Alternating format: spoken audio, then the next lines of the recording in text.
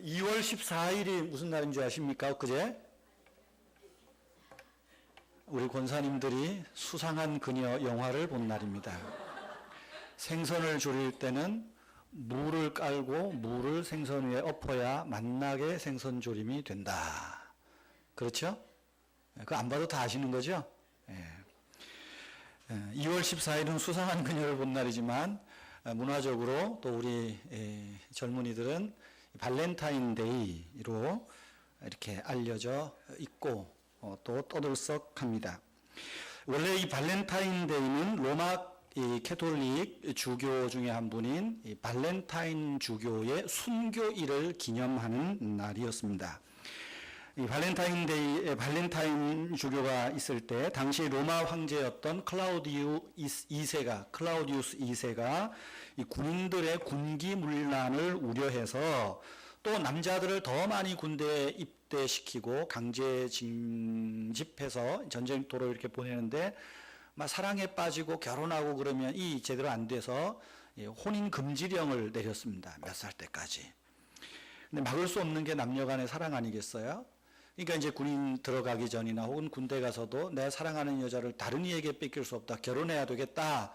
그럴 때 이 발렌타인 주교가 이제 과거에 이 혼배 성사라 그러죠. 이제 혼례 예배를 이렇게 이제 집례하고 다 인도해 주었습니다. 그러니까 왕의 명령을 어겼던 거죠.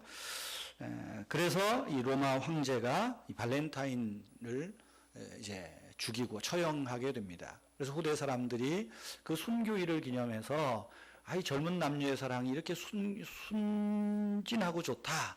또 이 젊은 남녀의 사랑을 인정해준 이 발렌타인을 기념하면서 뭐 이렇게 날을 구별했다고 합니다. 그러다가 19세기에 영국에서부터 아마 서로 사랑을 고백하면서 줄 선물이 마땅치 않으니까 초콜릿을 주면서 뭐 이렇게 서로 사랑을 확인했다고 합니다.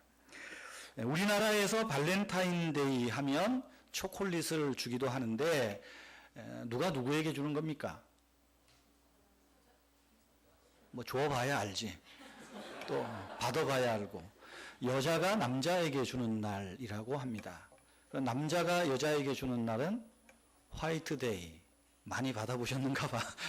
3월 14일이랍니다. 근데 그 전부 다 뻥이고요.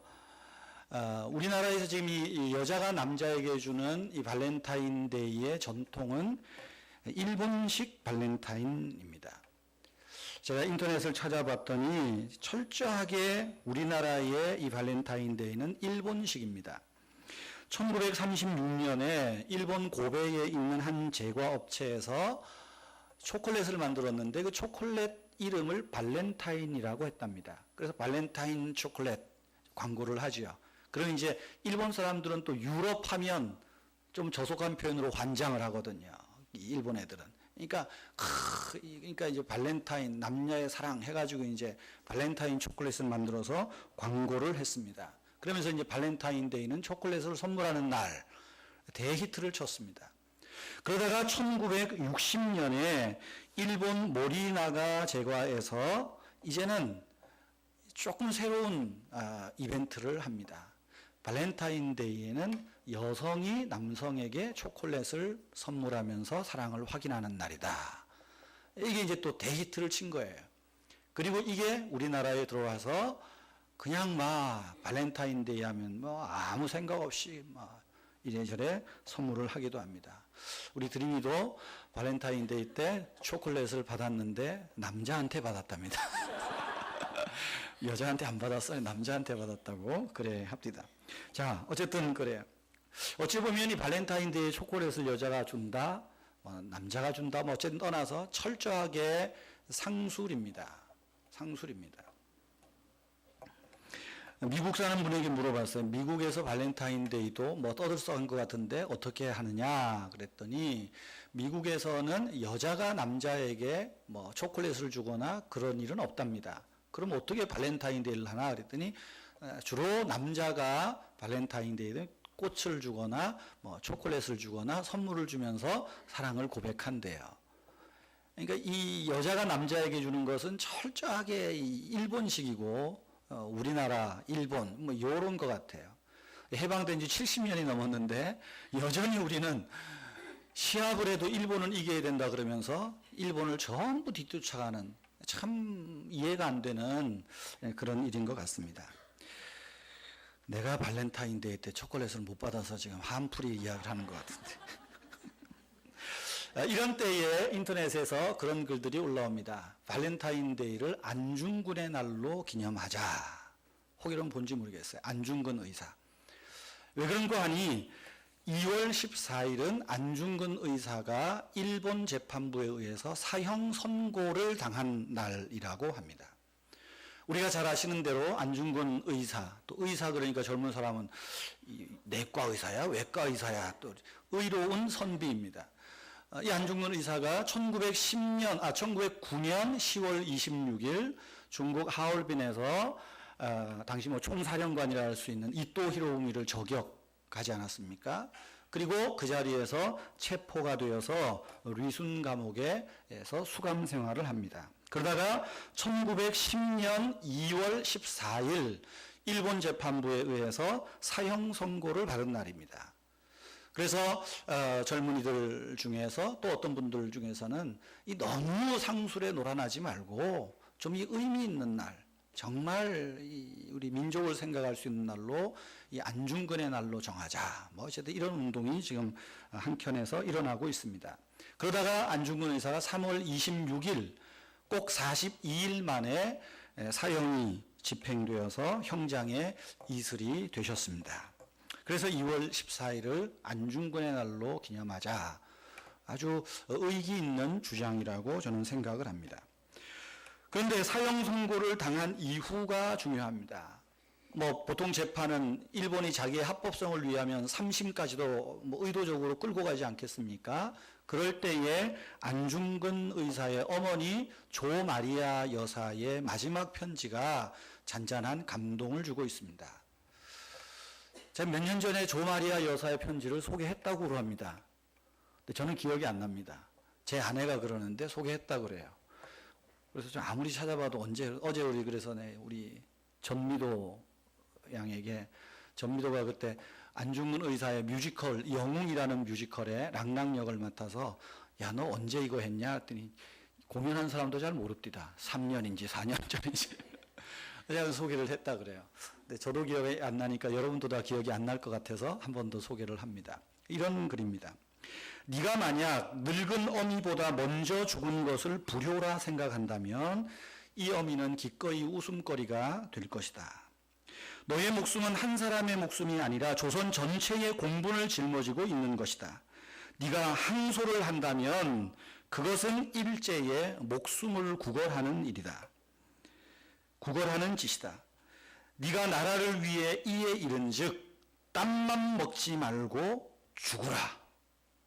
옳은 일을 하고 받은 형이니 비겁하게 삶을 구하지 말고 대의에 죽는 것이 어미에 대한 효도이니라. 아마도 이 편지가 이 어미가 너에게 쓰는 마지막 편지가 될 것이다. 여기에 너의 수의를 지어 보내니 이 옷을 입고 가거라. 어미는 현세에서 너와 재회하기를 기대치 않으니 다음 세상에서는 반드시 선량한 천부, 이분들이 이제 로마 캐톨릭 세례명을 다 가지고 있거든요. 그래서 천부 하늘 아버지의 아들이 되어 이 세상에 나오거라. 얼마나 감동 있는 편지인지 모르겠습니다. 안중근 의사가 괜히 안중근이 아니다 하는 생각을 합니다. 오늘날의 우리 부모님들의 또 저를 포함한 우리 어른들의 평가는 어떻습니까? 그저 돈 많이 벌고 출세하기 위해서는 남을 짓밟고 일어나는 것도 괜찮다고 말합니다. 정의와 공의, 인권이 무시돼도 너 사는 것이 우선이라고 가르치고 그저 정의에 대해서 나서지 말라고 이렇게 우리 아이들을 끌어내리는 바로 이것이 오늘날 우리의 모습입니다. 대의가 중요하지만 야, 네가 안 나서도 된다. 끌어내리는 것이 우리의 모습입니다. 그러나 조 마리아 여사의 글을 보십시오. 네가 여기에 이른즉 땀만 먹지 말고 죽으라. 죽으라. 오늘 우리의 신앙생활도 한번 돌이켜 봅시다. 저와 여러분들이 주님을 믿는 믿음으로 인해서 죽을 각오가 되어 있습니까? 죽을 용기가 있습니까? 다니엘서 3장은 이렇게 시작을 합니다. 느부갓네살 왕이 바벨론 전통에 따라서 왕을 상징하는 금신상을 거대하게 만듭니다. 그리고 두라 평지라는 곳에 이제 이 금신상을 세우고 낙성시를 하는 장면으로 시작을 합니다. 아마 금으로 신상을 만든 것은 이 다니엘이 2장에서 자기가 꿈을 꾸고 다니엘이 해석할 때 왕의 나라가 금이다라고 하는 아마 그것에 대한 적용이었지 않았는가, 뭐 이런 생각도 해봅니다. 어쨌든 거창하게 이 금신상 낙선식을 하면서 바벨론이 당시에 지배하고 있는 모든 나라들, 모든 지방의 관료, 문무백관 대신들, 백성들을 다 이 낙성식에 참여하도록 합니다.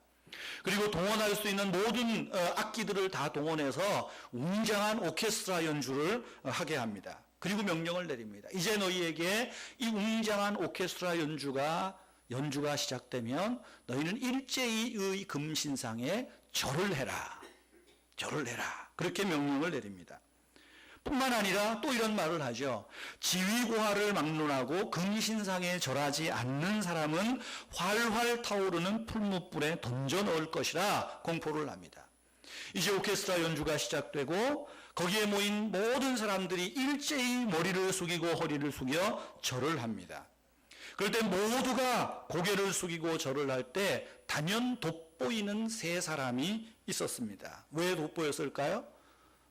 그 평지에 다 머리 조아리고 엎드리는데 세 사람이 허리를 꼿꼿이, 고개를 꼿꼿이 들고 서 있으니 탁 눈에 띄지 않겠습니까?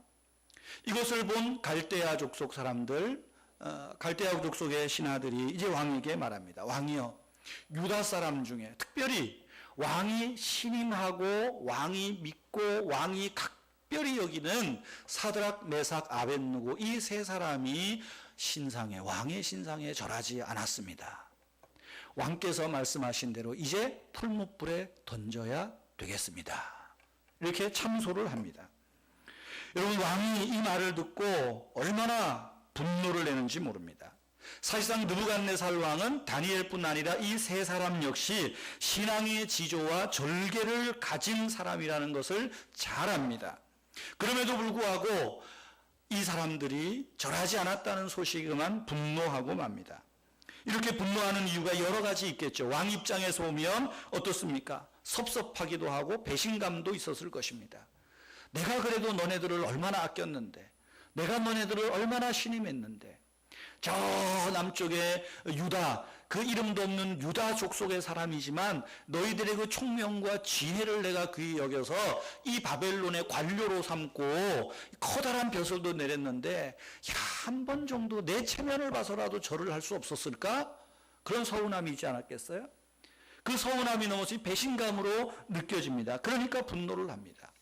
그럼에도 불구하고 느부갓네살은 이 세 친구에 대한 애정이 있습니다. 그래서 이들을 불러서 타이릅니다. 왕의 체면을 내려놓고 이들에게 기회를 주려고 하는 거예요. 살려주고 싶었던 것입니다. 그래서 14절, 15절에 보면 왕이 이들에게 이렇게 말하죠. 너희가 이제라도 준비했다가 연주 소리가 들리면 절을 해라. 그러면 살려줄게. 그러면 우리 윈윈 하는 거야. 너도 살고 내 체면도 쓰고. 그렇잖아요? 너도 살고 내 체면도 쓰고. 야, 우리 서로 윈윈 하자. 살아야 되지 않겠냐? 그렇게 말합니다. 그러면서 말하죠. 그러나 너희가 절하지 않으면 활활 타오르는 풀무불에 던질 것인데 그 속에서는 그 어떤 신이라도 너희를 건져낼 신은 하나도 없다. 너네는 죽게 돼 있다. 그렇게 말합니다.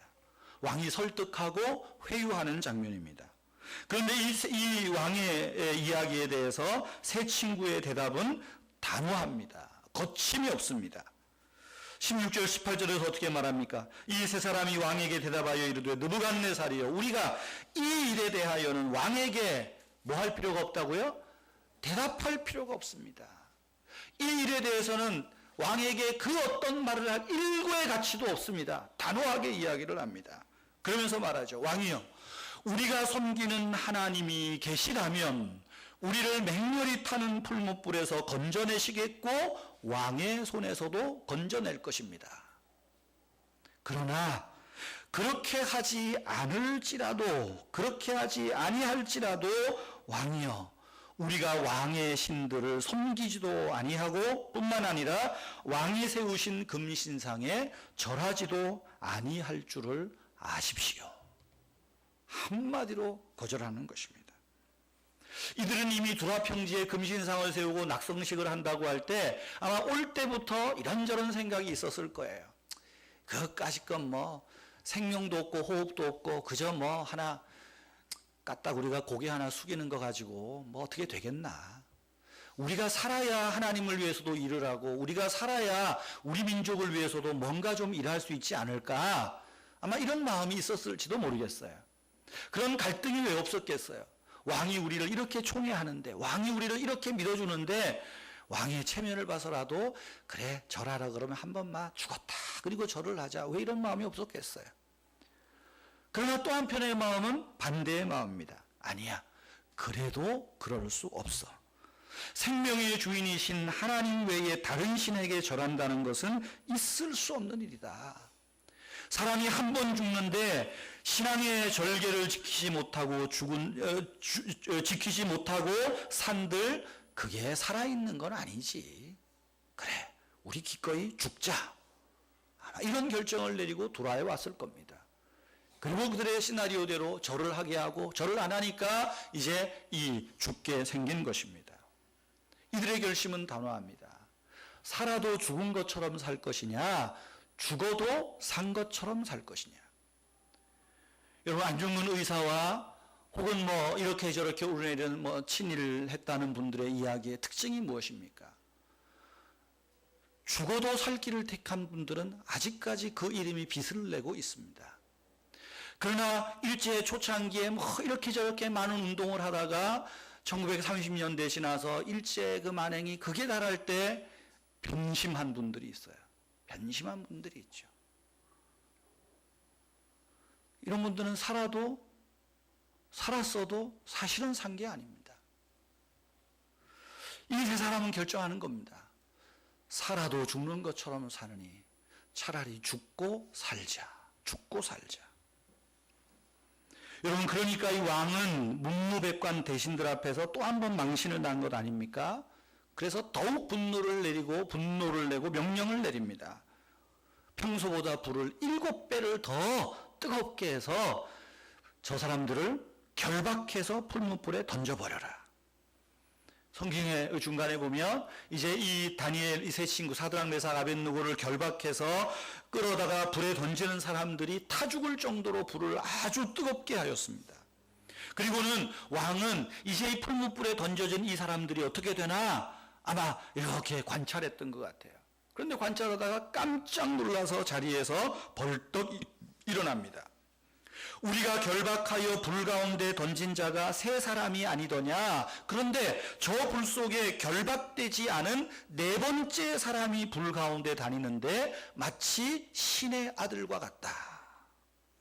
그리고는 풀무불 입구로 달려가서 큰 소리로 부릅니다. 어떻게 부르는가 보십시오. 26절입니다.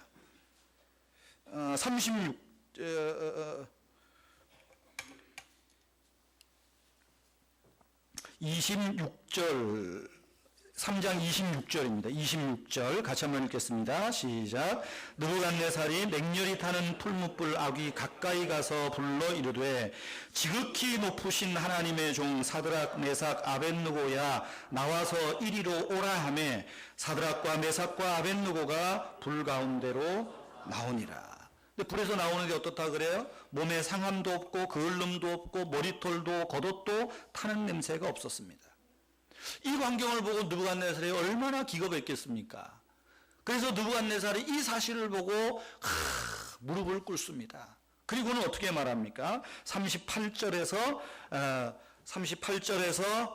39절 28절에서 29절 시작. 느부갓네살이 말하여 이르되 사드락과 메삭과 아벳느고의 하나님을 찬송할지로다.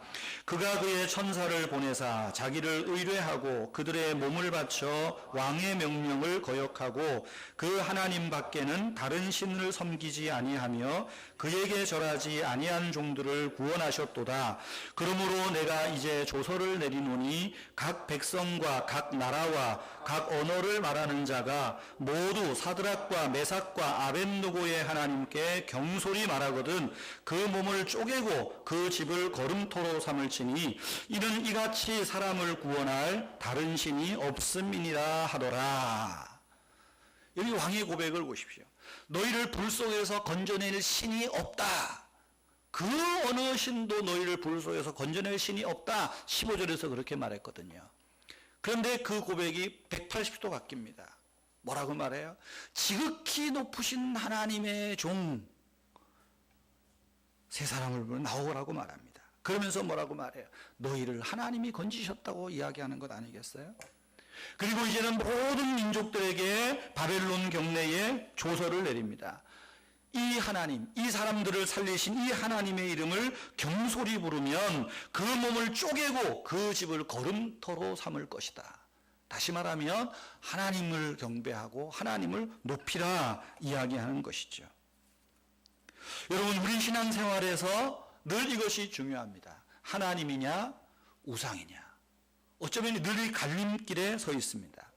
다니엘서에 여러 나타나는 핵심적인 문제 중에 하나는, 주제 중에 하나는 하나님이냐 우상이냐 하는 그런 문제입니다. 이 문제는 이미 다니엘서 1장에서도 한번 거쳤던 시험입니다. 그런데 차이가 있어요. 1장은 어떤 문제입니까? 우상에게 드려진 제물을 먹으라는 거예요. 근데 이제는 이들이 바벨론의 갓 포로로 끌려와가지고 여기에 이 음식을 먹으면 이제 이들이 혼합주의에 빠지게 되고 하나님 믿는 백성으로서의 그 기상을 높일 수 없다는 그 위기를 경험하는 것입니다. 그래서 그럴 때는 어떻게 말합니까? 대안적인 불복종의 이유를 댑니다. 10일 동안만 시험해 보십시오. 우리가 10일 동안 채식만 먹어볼 테니까 그래도 우리의 건강이 상하거나 우리의 얼굴이 삐쩍 마르거나 그러면 하는 수 없이 왕의 명령에 따라서 음식을 먹겠다는 것입니다. 먹겠다는 거예요. 대안적인 거예요. 그런데 3장의 문제는 어떻습니까? 음식의 문제도 아니요. 이제는 직접 우상 앞에 절을 해야 하는 문제입니다. 이 문제에서는 다니엘뿐만 아니라 사드락, 메삭, 아벳느고는 이제는 대안이 아니라 비타협적인 불복종을 이야기하고 있는 것입니다. 배수진을 치는 거예요. 우리는 죽으면 죽었지 절할 수 없습니다. 죽으면 죽었지 우리는 하나님 외에는 그 어떤 신도 우리는 섬길 수 없습니다. 탁 이야기하는 거예요. 여러분, 우리도 우리의 신앙생활을 하면서 이런저런 우상숭배뿐의 문제가 아니라 우리의 물질의 문제든 관계의 문제든 가정의 문제든 이런저런 시험들이 닥칩니다.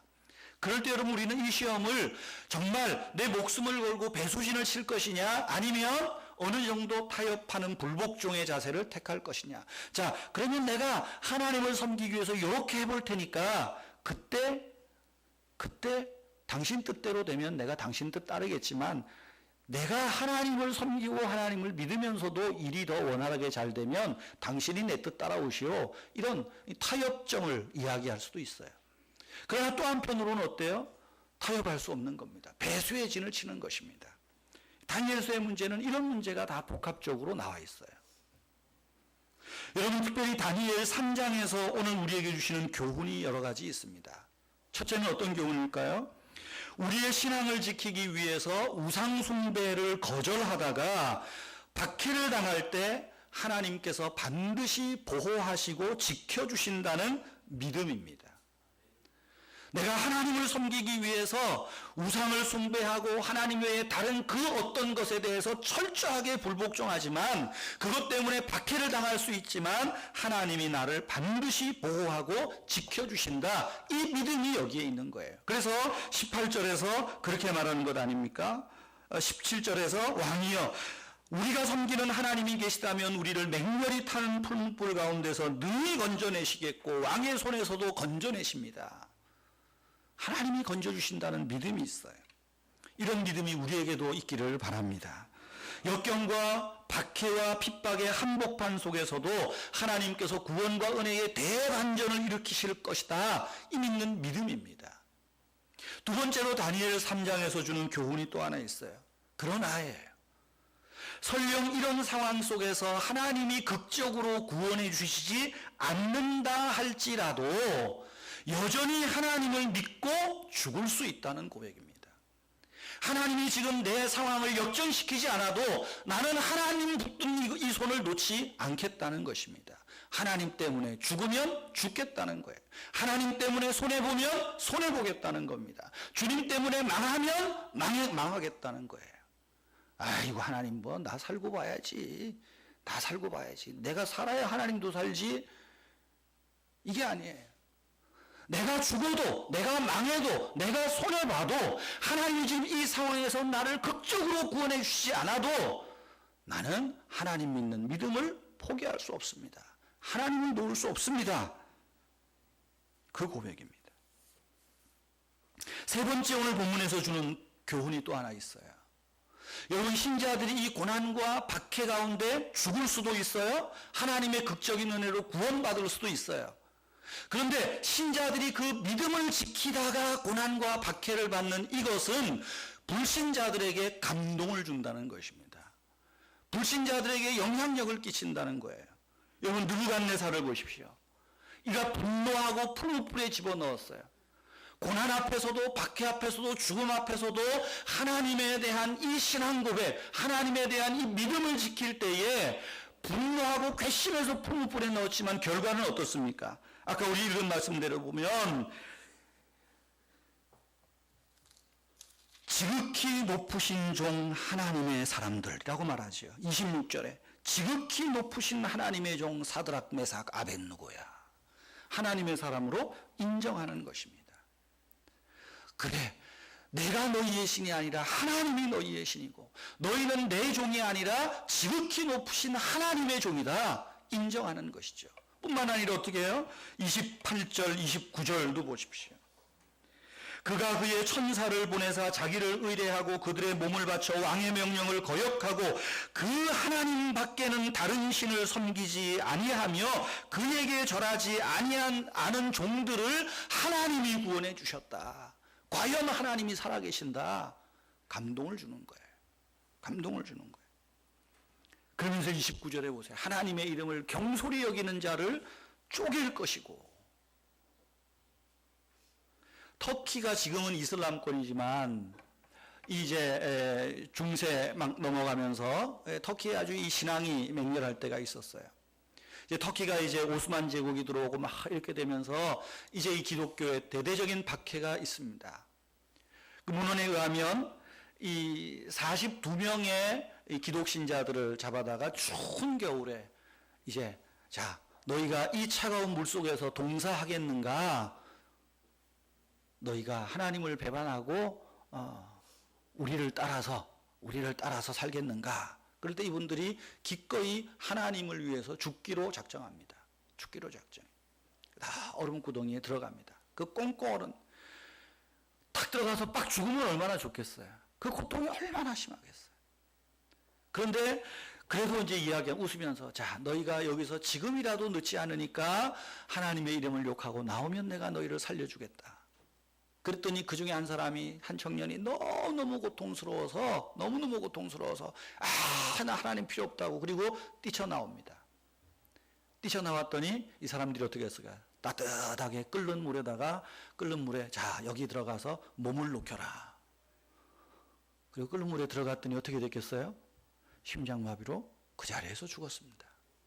이 광경을 본 그 터키 병사 하나가 그 고난 가운데서도 그 지금 남아있는 41명 살겠다고 나온 그 한 사람의 결과를 보고 이 사람이 그 자리에서 무릎을 꿇습니다. 나도 저들이 믿는 하나님을 믿어보고 싶다. 나도 저들이 믿는 하나님을 믿겠다. 그리고 그 자리에서 군복을 다 벗어젖히고 한 사람이 빠져나온 그 얼음 구덩이 속으로 들어가서 장렬하게 순교한 이 순교의 역사가 기록에 남아 있습니다. 여러분, 그리스도인들이 당하는 고난과 박해, 의로운 고난과 박해, 이것은 불신자들에게 영향을 끼치는 거예요. 감동을 주는 거예요. 그 사람들이 하나님께 나올 수 있는 기회를 준다라고 하는 것입니다. 여러분, 오늘날 사랑하는 성도 여러분, 우리가 믿음 생활하는 이 세상, 교회 안에서뿐만 아니라 교회 밖에서 우리가 믿음 생활할 때 우리는 끊임없이 우상 숭배를 강요당하고 있습니다. 마치 느부갓네살 왕이 두라 평지에 금신상을 세워놓고 여기에 절하라, 그러면 살 것이고 그렇지 않으면 죽을 것이다 말하는 것처럼 우리 역시 끊임없이 우상 숭배를 강요당하고 있다는 것입니다. 어떤 우상 숭배일까요? 명절 때 돼서 조상에게 절을 하느냐 마느냐 이 문제이겠습니까? 그거 아닙니다. 여러분, 오늘 우리 이 시대에 하나님을 믿는 신자들을 위협하는 우상은 어떤 우상이 있을까요? 첫째는 이념의 우상이 있습니다. 이념, 이데올로기 우상입니다. 지난 주일에 기독교보에 손봉호 장로, 서울대학교 명예교수인 손봉호 장로께서 글을 하나 썼습니다. 이 봤는데 아주 감동적이에요. 제목이 그겁니다. 이념을 조롱해야 한다 하는 것입니다. 그 내용이 이렇습니다. 지금 우리나라의 가장 큰 혼란은 이른바 보수와 진보의 갈등이고 대립입니다. 여러분, 어느 사회나 건강한 사회는 보수와 진보가 균형 있게 같이 가는 것입니다. 어느 사회가 전부 보수고 어느 사회가 전부 진보만 되고 싶으시오. 그거는 나라가 망하는 겁니다. 건강한 사회는 같이 가는 거예요. 그런데 특별히 우리나라의 아픔은 뭡니까? 일제 이후에 6.25 전쟁을 겪으면서 이른바 이 피해 역사를 가지고 있다 보니까 이 보수 진보가 토론으로 논쟁으로 뭔가 합의가 될 수 있음에도 불구하고 이제 우리나라의 보수 진보는 이 건강한 보수 진보가 아니라 이제 걸핏하면 빨갱이냐 안 빨갱이냐 이 논쟁으로 번진다는 거예요. 이것이 가장 큰 문제라는 것입니다. 이데올로기는 이데올로기일 뿐인데 오늘날 이것이 우리나라뿐 아니라 오늘날 기독교인들 생각 속에도 이것이 깊게 드리워져 있다는 것입니다. 여러분, 교회는 어떻습니까? 요즘 정치적으로 보수냐 진보냐 할 때 교회는 교회 특성상 대부분 좀 보수가 많은 것 같아요. 또 교회 안에 좀 연세 드신 분들이 많으니까 좀 보수적이기도 합니다. 그럴 수 있습니다. 그러니까 뭐 이렇게 저렇게 조금 제가 가끔 이상한 소리 하면 야, 저 빨갱이 아니야? 뭐 종북 아니야? 또 그럴지 모르는데 우리 안에도 그런 부분들이 없지 않아 있습니다. 그래서 오늘날 교회에서도 보면 정의에 대해서 설교를 잘 못합니다. 인권에 대해서 목사들이 잘 설교를 못합니다.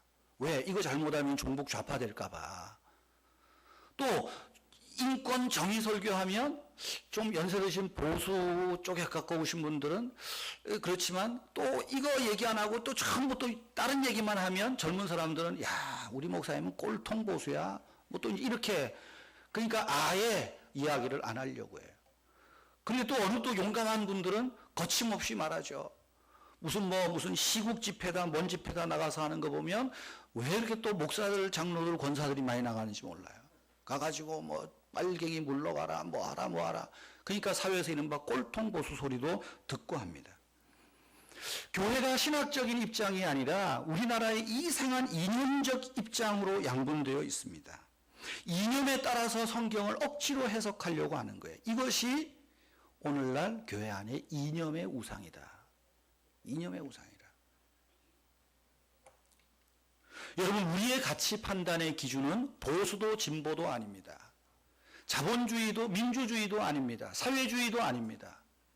우리의 가치 판단의 기준은 성경입니다. 성경이 정의를 말하면 정의를 말해야 돼요. 성경이 인권에 대해서 어떻게 말하느냐? 인권을 이야기해야 돼요. 그런데 우리는 보수와 진보, 그러니까 이게 눈치 보다가 막 이상하게 흘러간다는 거예요. 오늘날 우리는 알게 모르게 자본주의라는 우상 앞에 절을 강요당하고 있습니다. 오늘날 알게 모르게 이상한 이념들을 때문에 조심해야 됩니다. 우리의 가치 판단의 기준은 성경입니다. 성경이 정의를 말하면 사회에 대해서 정의를 이야기해야 되고, 인권이 유린당하면 인권이 유린당하는 것을 목사가, 교인들이 이야기를 해야 되고, 거기에 하나님의 나라의 가치가 실현되어 있는 거예요. 두 번째로 우리가 강요당하는 이 시대의 우상은 무엇일까요? 가장 무서운 우상입니다. 소위 물질의 우상입니다. 돈의 우상입니다. 만모니즘입니다.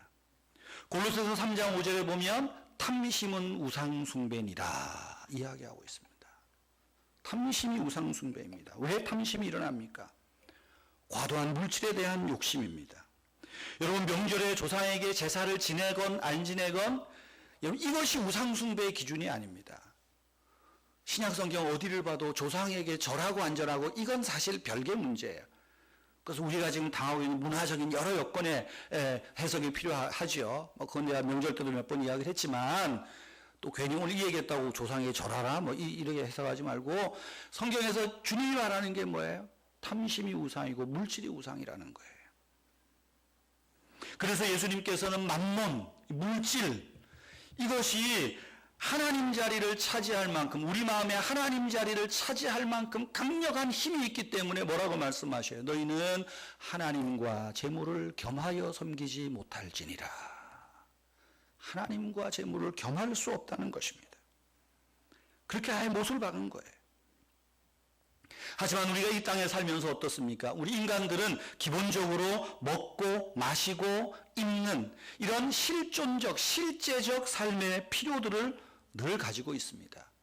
그리고 늘 이 삶의 실존적인 필요에 대한 불안감들을 가지고 있습니다. 내일 내가 당장 회사에서 쫓겨나면 어떡하지? 내일 내가 사업이 망하면 어떡하지?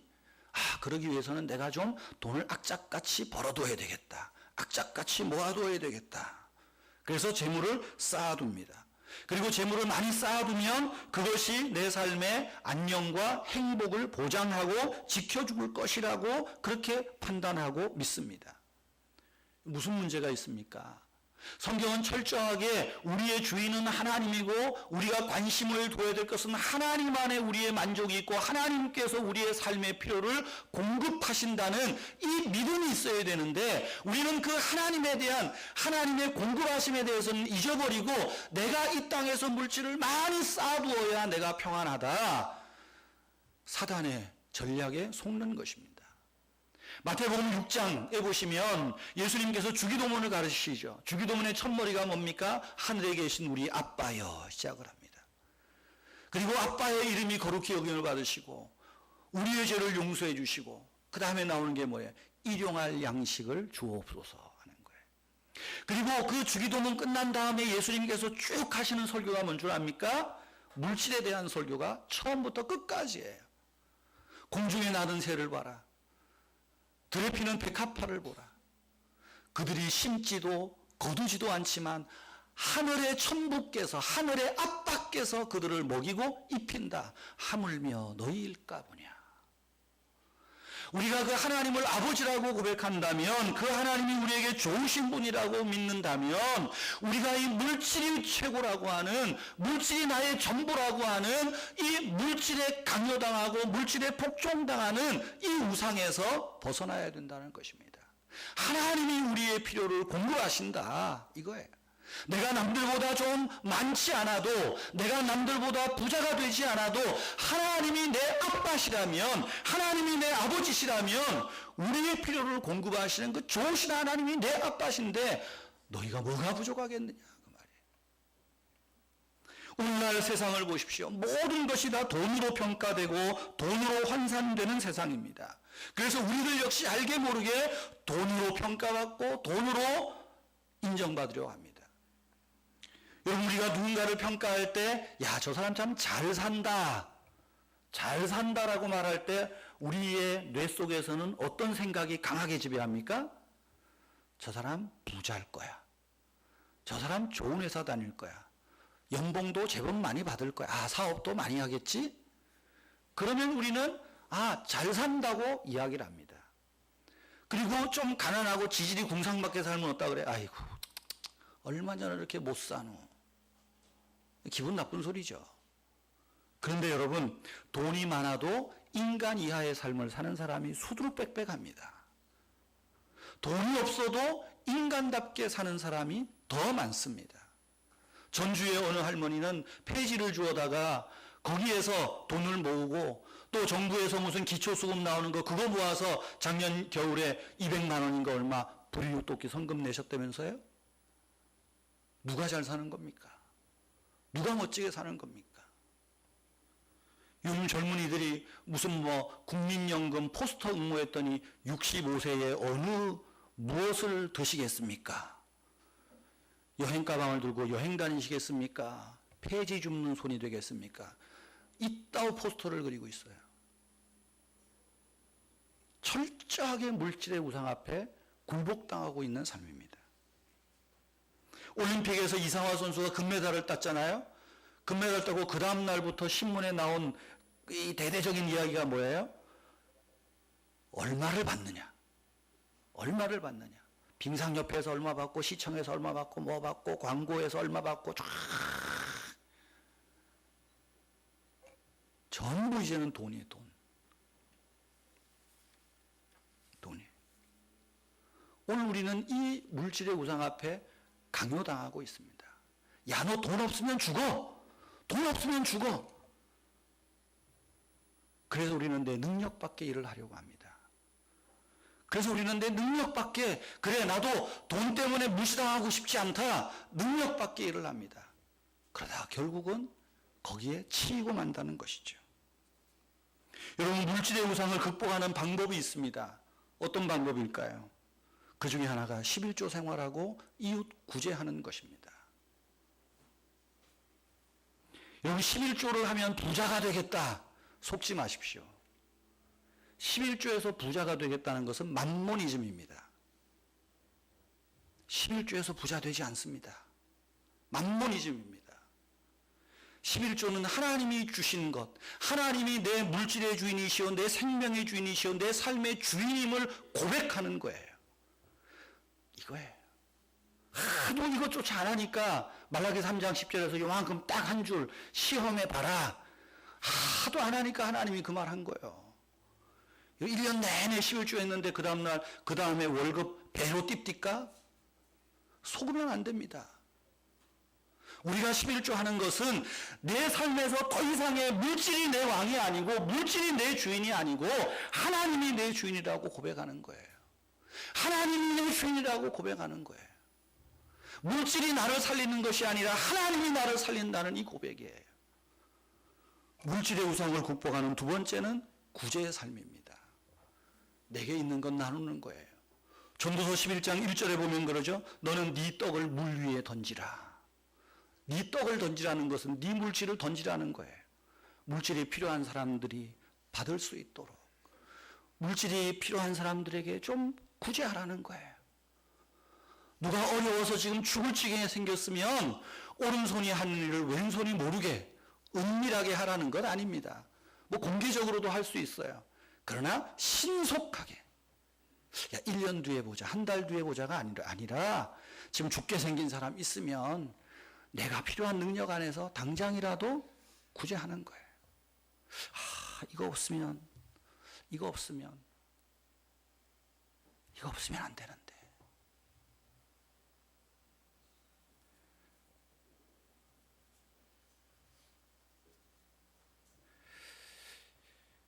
우리에게 어려운 학생이 하나 있습니다.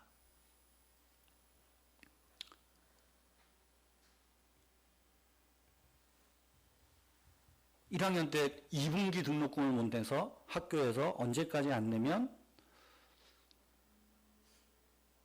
제적을 시킨다. 이걸 알게 됐어요. 참 그래도 우리 교회 부목사님이나 전사님들이 참 좋으신 분이에요. 저에게 보고를 하면서 목사님 어떻게 하면 좋겠습니까? 우리가 조금 이렇게 낼 테니까 어떻게 해봅시다. 그날 밤에 죄송합니다. 뭐 저에 대한 자랑은 아니고 우리 가족이 가족 예배를 드렸어요. 내가 결국 고민하는 것을 아내가 눈치를 챘어요. 어떻게 하면 좋을까? 우리가 하지 뭐. 그래서 열심히 공부 잘하고 있습니다. 그랬더니 또 우리 막 부목사님이 전사님 우리도 낼게요. 그래서 다음에 또 필요하면 내라. 다음에 필요하면 내라. 제가 그 돈을 낼 때 얼마나 두렵고 떨렸겠어요. 전들 외 사람이 아니겠어요. 하나님이 주신 마음입니다. 이 물질이 내게 하나님보다 중요하고 지금 손을 벌리는 그 아이의 그 간절함보다 내가 이거를 지키는 게 더 중요할까?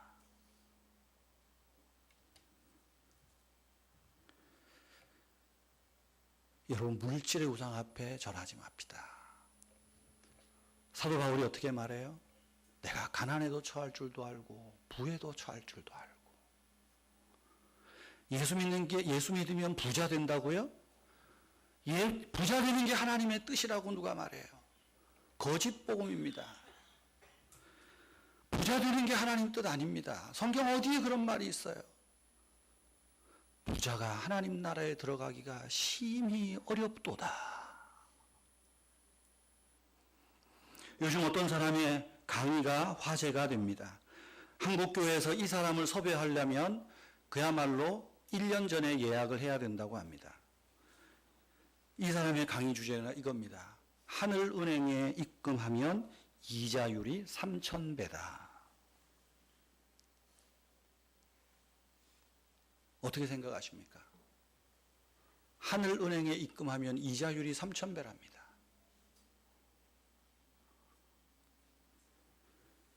만몬이즘입니다. 하나님 이름 팔아먹는 거짓 싹꾼들입니다. 하나님이 그렇게 하실 수 있지요. 왜 못하시겠어요?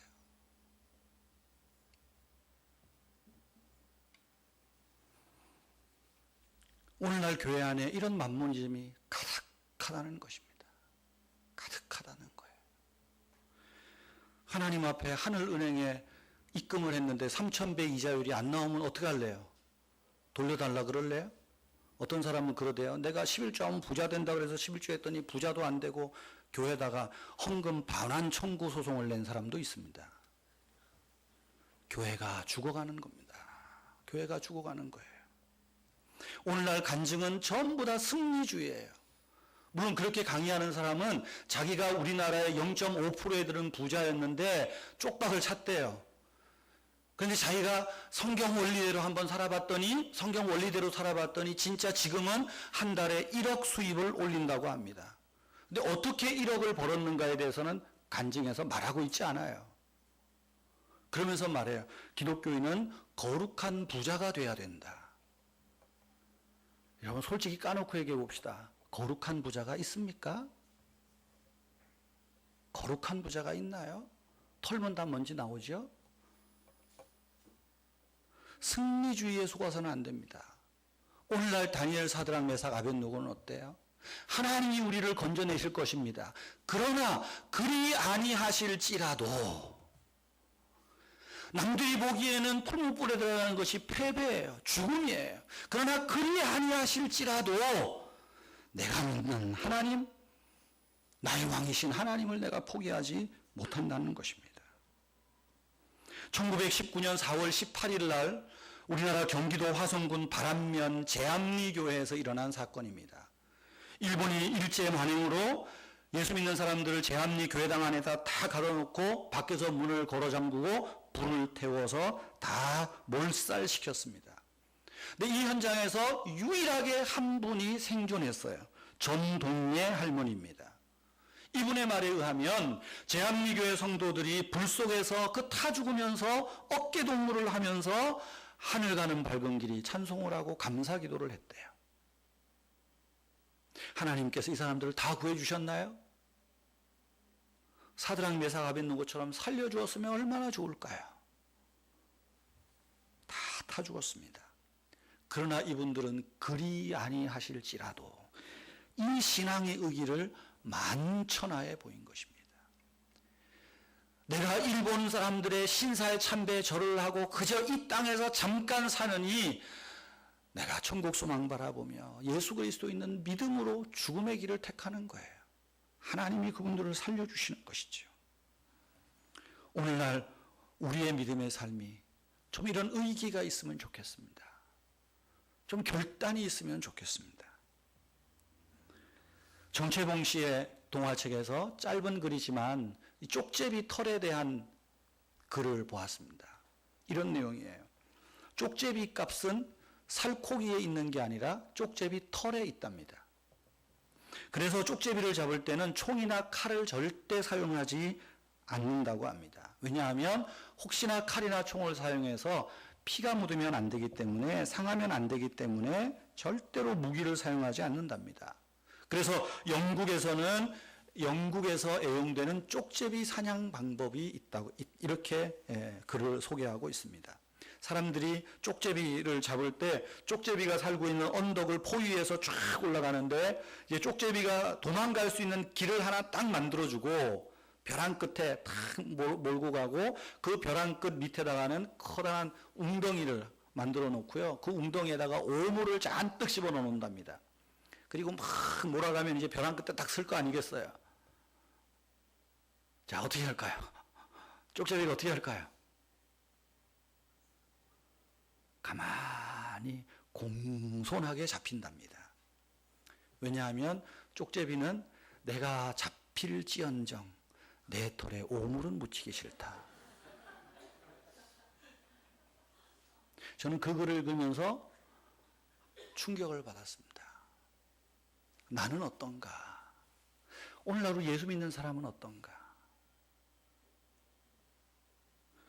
어쩌면 쪽제비 털보다도 못하다. 쪽제비보다도 못하다. 그런 생각이 들었어요. 한낱 있다가 없어질 물질과 권력을 얻기 위해서 정의와 정조와 신앙의 지조를 과감하게 포기하고 던져버리는, 세상과 하나님의 법을 양다리 걸치고 하나님과 재물을 겸하여 섬기고 있는 내 모습은 어쩌면 쪽제비 털만큼도 못한 우리의 모습이지 않는가. 여러분, 우리가 지금 쪽제비보다는 값지게 살아야 되지 않겠습니까? 여러분, 물질이 많고 적음에 기죽지 마십시오. 물질에 기죽는 것 자체도 우상숭배입니다. 없으면 없는 대로 감사하십시오. 있으면 있는 대로 감사하십시오. 병들었으면 병든 대로 감사하십시오. 건강하면 건강한 대로 감사하십시오. 하나님께서 병들게 하신 것도 하나님 뜻이 있고, 내가 지금 가난한 것도 하나님 뜻이 있는 것 아니겠어요? 이것이 사드락 메삭 아벳느고의 믿음이요 신앙 아니겠습니까? 여러분, 다니엘의 세 친구처럼 설령 우리가 짧은 인생 동안에 겪는 아픔과 슬픔과 환난 속에서 정말 이 사람들처럼 하나님의 즉각적인 구원을 경험하지 못한다 하더라도 우리는 우상 앞에 절하지 말아야 됩니다. 이념이라는 우상이 아니라 하나님의 말씀에 대한 가치관에 따른 판단, 물질과 성공의 우상이 아니라 하나님을 만족하는 거룩한 결단이 필요한 때에 우리는 살고 있습니다. 저와 여러분에게 사드락 메삭과 아벳느고와 같은 이 거룩한 결단, 그래서 하나님을 기쁘시게 할 뿐만 아니라 우리를 둘러싼 수많은 불신자들에게 감동을 주고 그들의 마음을 사로잡는 그런 의에 충천한 믿음의 삶이 있기를 주님의 이름으로 축원합니다.